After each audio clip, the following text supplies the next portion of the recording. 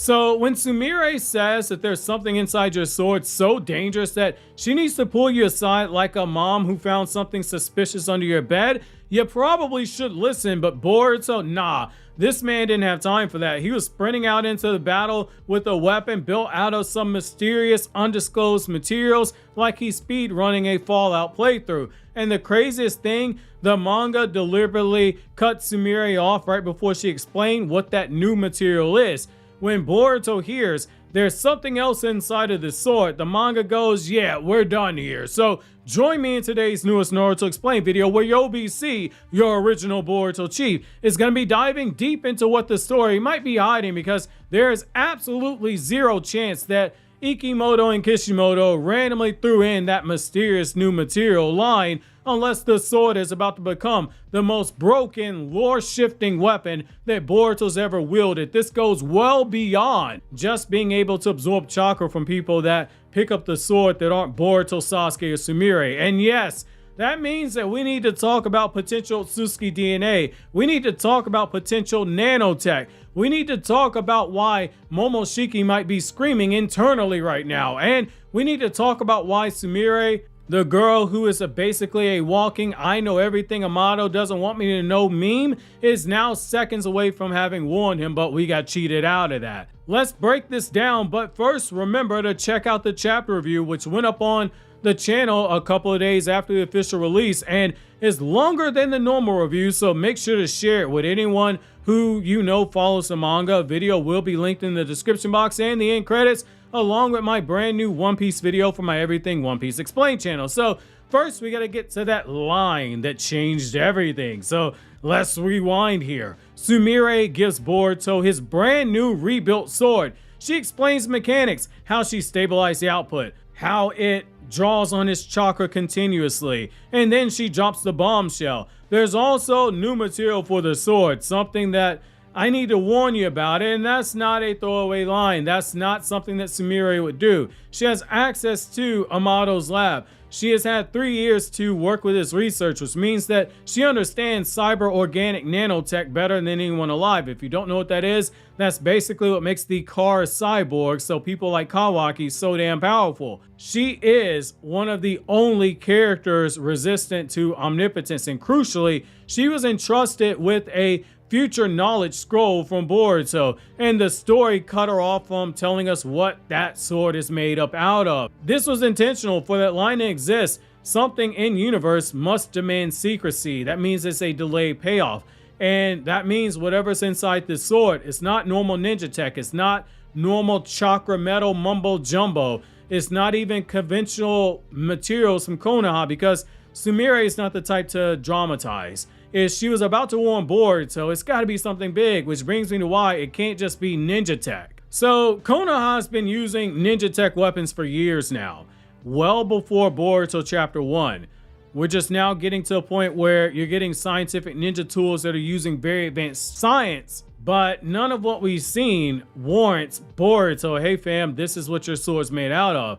Remember, Sumire already explained the technology portion, the new mechanics, the improvements, the way it regulates Boruto's chakra, the dangers that anyone other than those assigned to the sword have when they pick it up. This new material she tried to warn him about is not a tech description, it's an add-on. It's almost like the story was setting it up as being a separate component. A material based on context might have something to do with Boruto. Is it hazardous? Is it unstable? Is it alive? Is it potentially foreign to Earth? We have a motto to think about here. And guess what? All 4 of those categories fall under something that is very Ōtsutsuki related, Ōtsutsuki cells. Which brings me to the next point, which is why we have to consider there might be something Ōtsutsuki based with this sword. So could this sword be infused with Ōtsutsuki DNA infused nanotech? It's not the craziest thing. Again, Sumire and Katasuke, but mostly Sumire, have access to Amato's research. Amato's lab is full of that technology. Every car cyborg, Kawaki specifically included, has nanotech running through their entire body. Their entire body is a scientific ninja tool. Those nanotechs also have Shibai Ōtsutsuki cells. Sumire had access, she had clearance, she had technical expertise because she would have been there every time Amato was upgrading Kawaki's body and doing routine maintenance on it. She has knowledge, she has willingness to use any material if it means that it could save Boruto's life by upgrading that sword. Because she said, I'm going to make this into something really cool. It's kind of implied it might not just be everything that is on that scroll, because otherwise she would not need to tell Boruto about the substance made from this sword. She gave it something extra. Whether intentionally or unintentionally, there's something that is very special about this blade. And this sword's behavior, I don't think it is necessarily normal here, because you could kind of argue that Boruto willingly using Karma without Kawaki nearby in the same chapter he gets this new sword might be something that is huge, because Boruto's Karma has never been used in Two Blue Vortex independent. It's always been with Kawaki near enough for resonance in Two Blue Vortex. But suddenly as Boruto's holding this sword, he uses Karma willingly. Without Kawaki, without Momoshiki hijacking here, during his first fight using this new sword after Boruto made a deal with Momoshiki.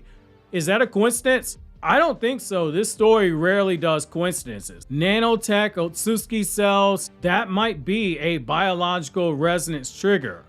Ōtsutsuki DNA is basically reactive.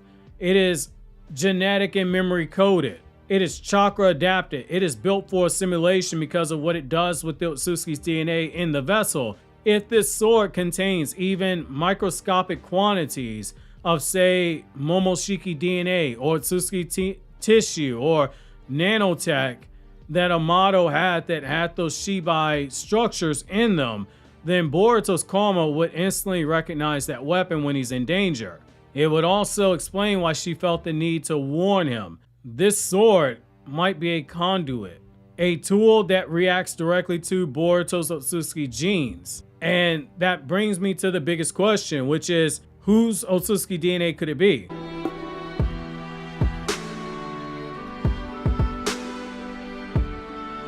So it gets juicy here. If Ōtsutsuki DNA is inside the sword, then whose is it? Well, here are some options.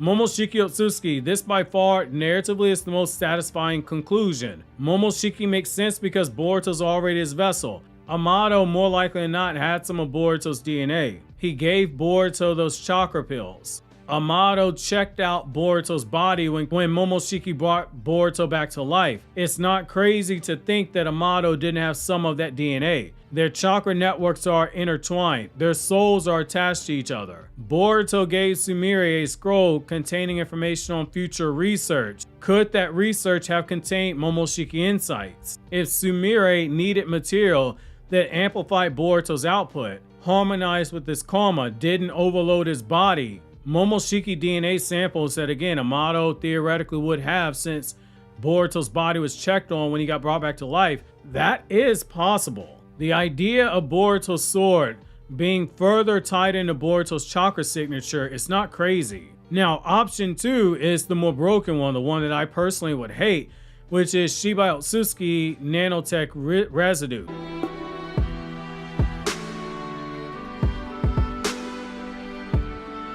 So Amato's lab has all that information, and we know that he has Shibai cells. That nanotech is inside all those cyborgs. It is organic, it is self-repairing, it is genetically active, it is dormant.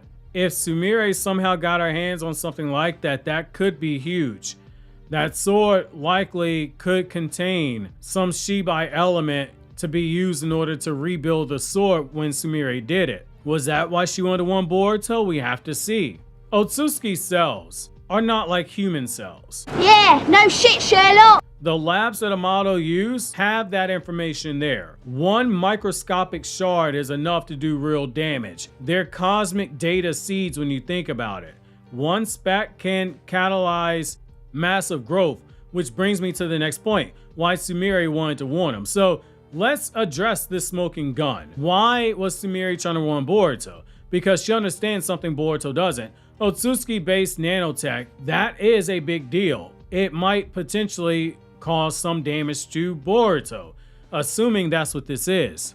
genetic adaptation, increased Otsutsukification, Momoshiki influence if its chakra grows too low, maybe potentially tapping into Momoshiki's chakra. We don't know what she did to this sword. There's so many different ways you can run with it. The sword itself might be able to evolve. There might be other abilities with the sword Sumire didn't get a chance to say because we don't know what this new material is. Sumire is someone who is the most observant person in Konoha, someone hypersensitive to the needs of Boruto, someone who knows Amado's technology very well, someone emotionally invested in Boruto's safety. When she said, "I made this sword really cool," you gotta believe, again, she did something different to it.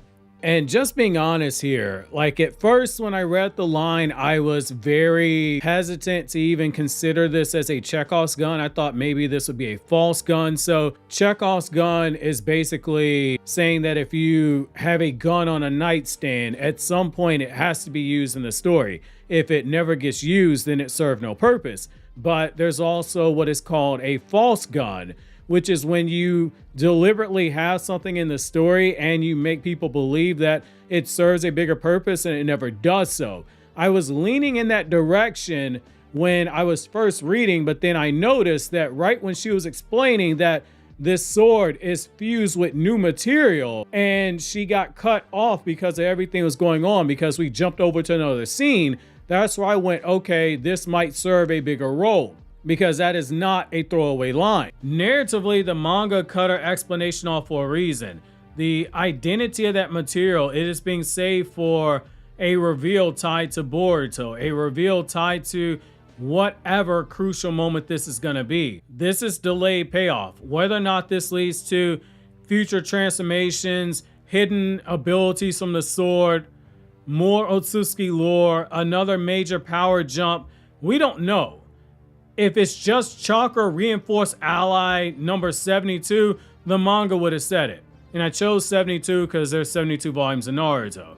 But when the story is deliberately censoring a piece of information, that info always is plot critical, power critical, lore critical, or identity critical. This has potential to be all four. A great example of the story doing something like this with delayed payoff, not an extremely long delayed payoff, but delayed payoff nonetheless, is not revealing what happened to Sasuke until chapters 4 and 5 of Two Blue Vortex. So we just have to ask ourselves the question, what is this sword truly made up out of?